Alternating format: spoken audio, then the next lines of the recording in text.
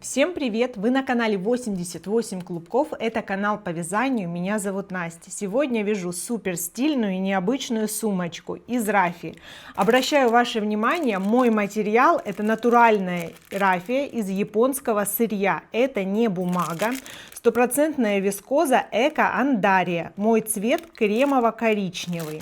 Я приготовила 200 метров. Точный расход напишу в описании под этим роликом. Также у меня набор фурнитуры, который состоит из двух боковин круглой формы. Размер боковины 12 сантиметров. Молния 25 сантиметров. Размер сумки ограничен молнией. Нельзя сделать сумку большего размера, но меньшего 12, 20, 15 легко, укоротив молнию. И плечевой ремень в тон молнии и боковым стенкам. Также приготовила крючки. Вязать буду крючком 4,5 мм. Крючок 4 мм как вспомогательный. Он легко проходит в отверстие по фурнитуре. На каждом этапе озвучиваю количество петель, количество рядов, размеры заготовки в сантиметрах. Напоминаю, все необходимое в описании под этим роликом. Подписывайтесь на мой канал. Переходим к работе. Производитель рекомендует не вскрывать пакет с пряжей полностью. Она очень мягкая и нежная, поэтому я достаю нить из центра мотка и ей буду вязать. Здесь моток будет зафиксированный. Ниточка очень широкая и нежная, но мне очень нравится, что она имеет матовую текстуру. Если у вас будет другой материал, пожалуйста, ориентируйтесь на те характеристики, которые я оставлю в описании. Ширина нити 3,5 мм. Я набрасываю нить на крючок, короткий край перед работой, подхватываю длину рабочей нити и формирую первую петлю. Мне потребуется 27 воздушных петель. Вяжу достаточно свободно. Нить идет легко и просто.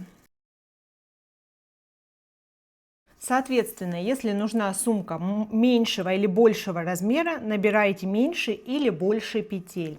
27 петель. Первую петлю пропускаю, она уходит на петлю подъема. Во вторую петлю в заднюю перемычку. Две дужки кромочной косы остаются на лице. Вставляю крючок, провязываю столбик без накида. Также свободно, без сильного натяжения нити.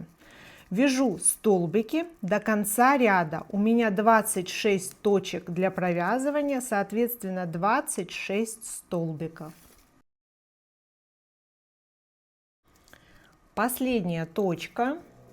Столбик без накида. Петля подъема, воздушная петля в конце каждого ряда. Переворачиваю вязание. Несколько первых рядов будут отличаться друг от друга, но далее принцип вязания из ряда в ряд будет одинаковый.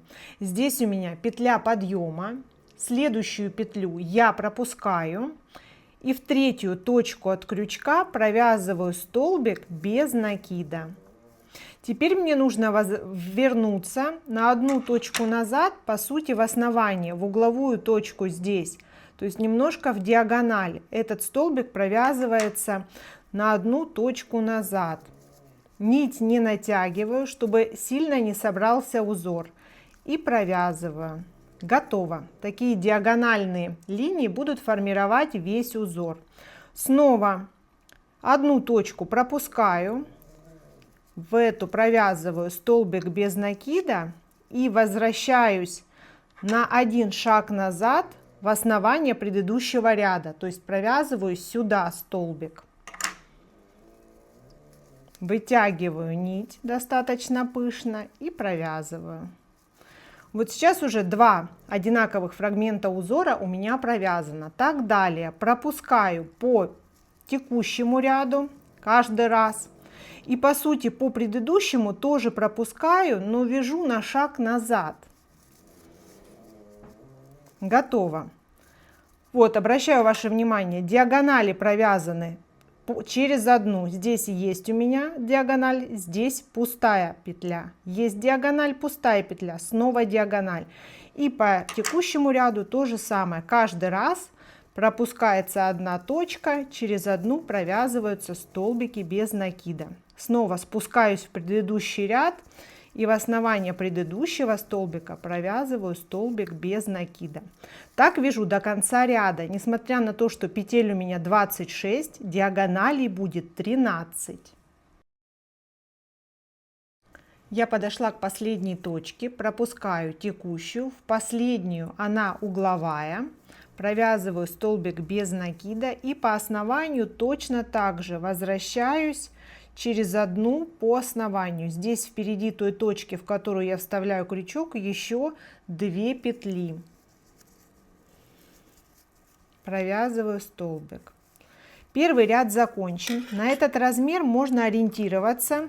Этой ширины будет все изделие. Вот у меня порядка 20 сантиметров. Обращаю ваше внимание, что молния фурнитуры длиннее. Сумку можно связать на всю длину молнии.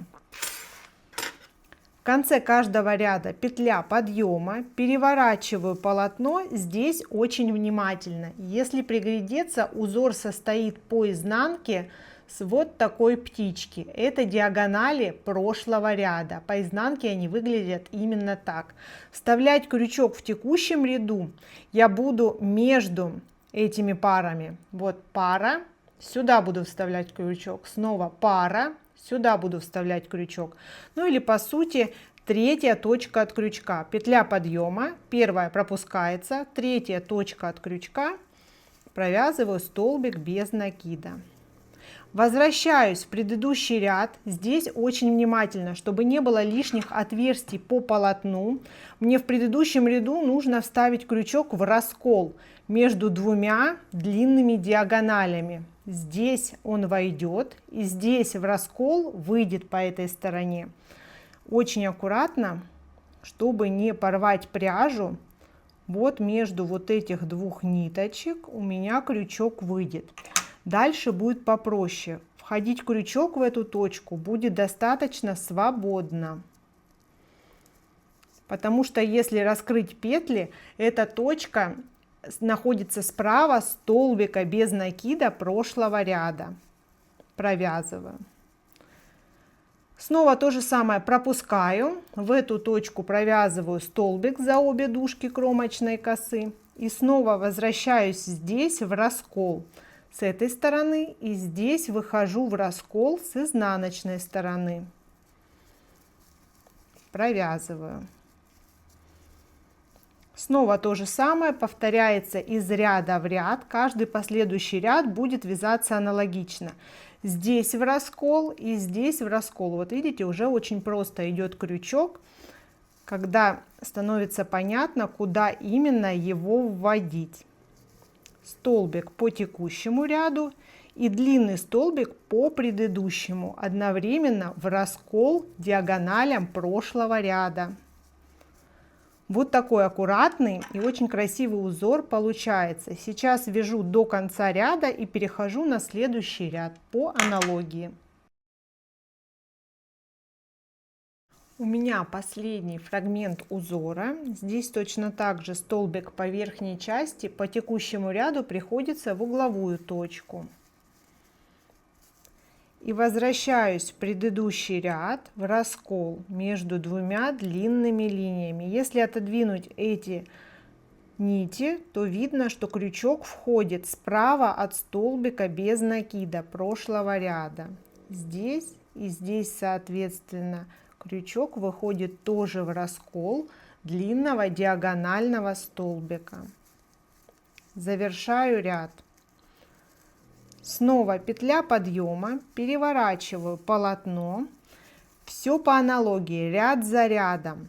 Вставляю крючок сейчас в третью точку от крючка за обе дужки.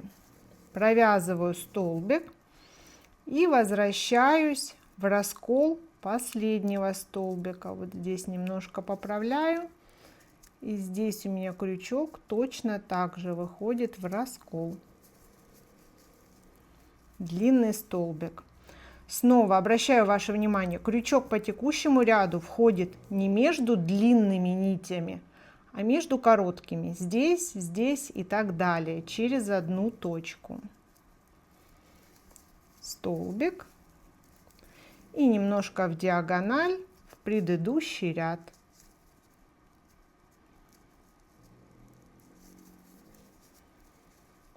вяжу ряд за рядом.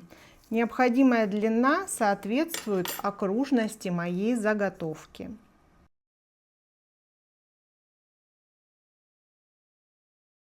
Сейчас у меня провязано около 28 сантиметров глубины заготовки. Мне нужно 36-37, поэтому я ввожу новый моток пряжи с помощью самого простого клея карандаша.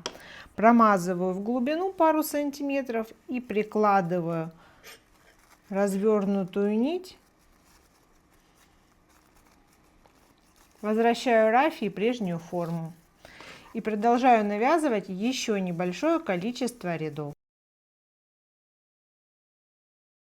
На данном этапе моя заготовка 37 сантиметров. Я перехожу к обвязке. Деталь еще немножко увеличится в размерах. Здесь, если пересчитать, у меня порядка 54-55 рядов. И вот я выхожу на боковую обвязку. Напротив каждого ряда провязываю столбик без накида. Определяю точки, в которые буду вставлять крючок. С одной стороны, здесь,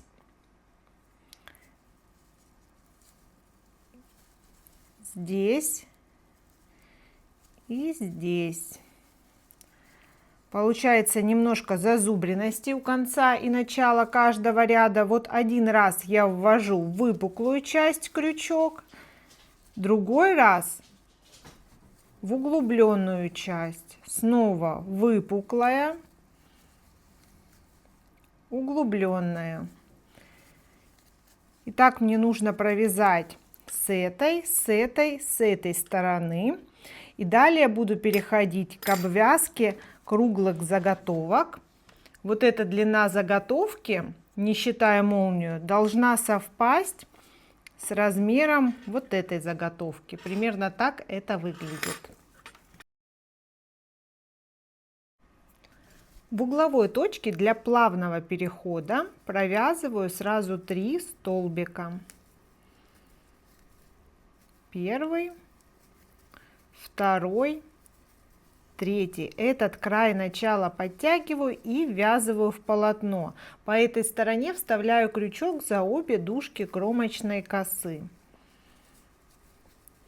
Продолжаю обвязку до намеченной точки.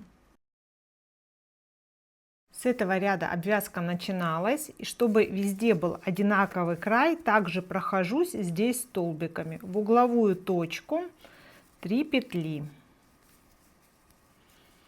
И перехожу на последнюю, завершающую четвертую сторону. Здесь также вставляю крючок за обе дужки кромочной косы.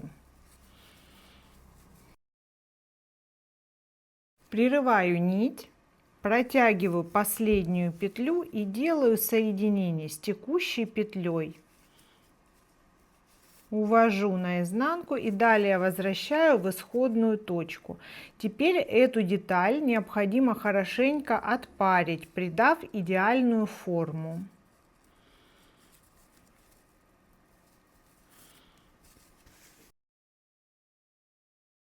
Я хорошенько отпарила свою заготовку.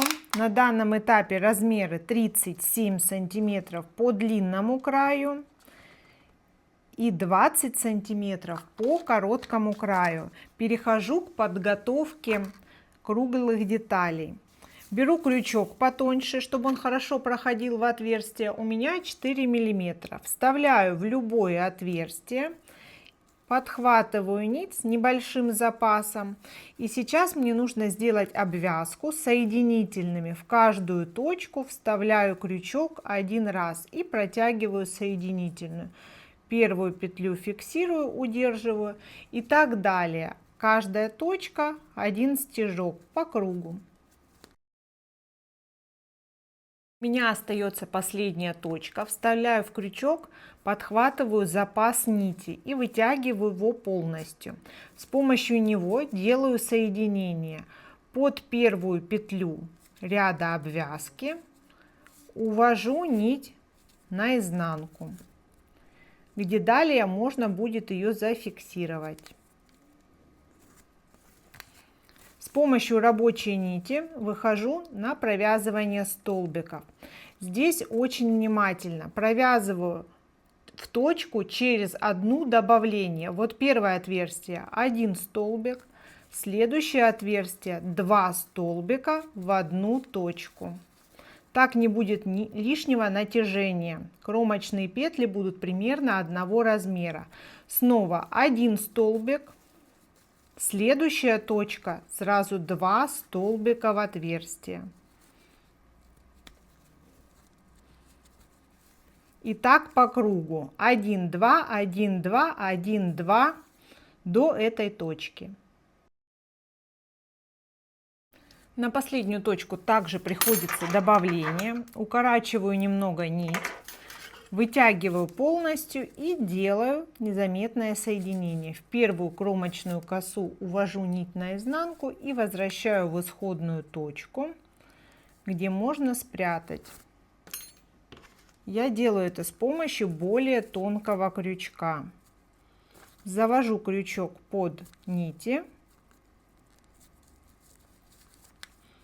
подхватываю и один край, и сюда же второй. Точно так же обвязываю и вторую круглую деталь. Здесь в круговую у меня получилось по 54 петли. Столько же примерно здесь. Даже если плюс-минус одна, можно ее легко подогнать. Здесь я прикладываю деталь таким образом, чтобы остался небольшой зазор для молнии. Вот, внимательно, здесь у меня напротив горизонтальной фурнитуры 1 столбик. Отступаю одну во вторую точку, вставляю крючок. И с этой стороны то же самое. Вставляю в угловую точку крючок. Изнанка к изнанке сейчас детали. Ввожу новую нить. С помощью этой нити пришью одну деталь к другой. Здесь можно в 2 нити, чтобы закрепиться. Следующая точка здесь, здесь. Вытягиваю и провязываю соединительную. И так в одну точку вставляю крючок один раз. Единственное, чтобы подогнать по размеру, в конце можно немножко скорректировать. Вот здесь может быть немножко не петля в петлю. Но у меня, если я примеряю, получается все четко. Продолжаю точка в точку пришивать.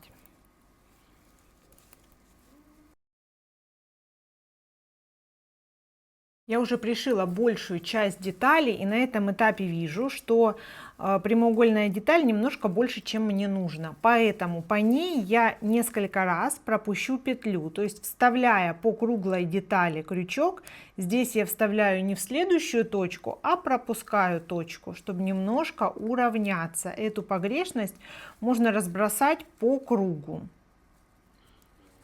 То есть немного не петля в петлю. Идет с опережением.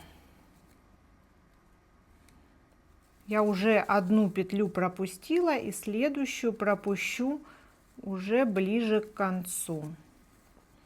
Здесь точка в точку подхватываю. И вот, допустим, где-то здесь тоже вставляю здесь в текущую, а по прямоугольной детали пропускаю, подтягиваю и соединительное. И тогда у меня все должно совпасть. Вот, относительно центра отверстие должно быть с каждой стороны одинаково. И здесь у меня точки совпали. Вот последняя, тоже от центральной первая, вторая точка. И здесь вставляю крючок в угловую точку. Провязываю соединительную. Здесь, не прерывая нити, перехожу к обвязке этого края и сразу пришиваю молнию. Молнию прикладываю как бы немножко внутрь и теми же самыми стежками соединительными вот вставляю за обе дужки кромочной косы здесь и здесь. Нить увожу наизнанку. И с помощью этой нити продолжаю пришивать. Соединительная. Здесь у меня не совпадает плотность вязания, то есть не попадает петля в отверстие, Поэтому делаю примерно вот следующая точка нет, следующая и отверстие совпадает. Следующая совпадает точка в точку. Вот так получается где-то через одну, где-то подряд. Для того, чтобы не пошла волной тканевая часть и не собиралась кожаная часть по молнии, стараюсь сделать стежки таким образом. Вот следующая точка уже идет с натяжением, поэтому здесь я пропускаю одну и только в следующую уже вставляю крючок. 2 петли подряд, третью пропускаю, 2 петли подряд, чтобы не создалось искусственное натяжение. Соответственно, по этой стороне буду делать то же самое, двигаюсь в эту точку. Если у вас точно такие же размеры, можете ориентироваться на мои данные. Вот я вставляю в последнюю угловую точку, провязываю соединительную, и по молнии у меня остается 4 незадействованных отверстия. Увожу молнию немножко наизнанку, здесь перехожу снова на привязывание в ту же точку. Нахожу центральную, 1, 2, вынимаю крючок, во вторую точку от центральной здесь, подхватываю петлю и вывожу на эту сторону. Все далее, все то же самое, петля в петлю, но здесь мне нужно нить немножко вернуть здесь, чтобы у меня было более удобно захватывать. Вот так. Все. Здесь, соответственно, по этой стороне мне придется также скорректировать 2-3 петли, пропустив их по прямоугольной части. Продолжаю здесь, перехожу на молнию, возвращаюсь в эту точку. Все по кругу. У меня последняя точка здесь и здесь. Провязываю соединительную. Можно укоротить нить. Здесь запас побольше, чтобы спрятать и закрепиться. Вытягиваю ее и, соответственно, здесь закрепляюсь с этой стороны. Возвращаю нить наизнанку. Можно также через отверстие, через последние петли. Притягиваю хорошенько фурнитуру к пряже и прячу внутрь.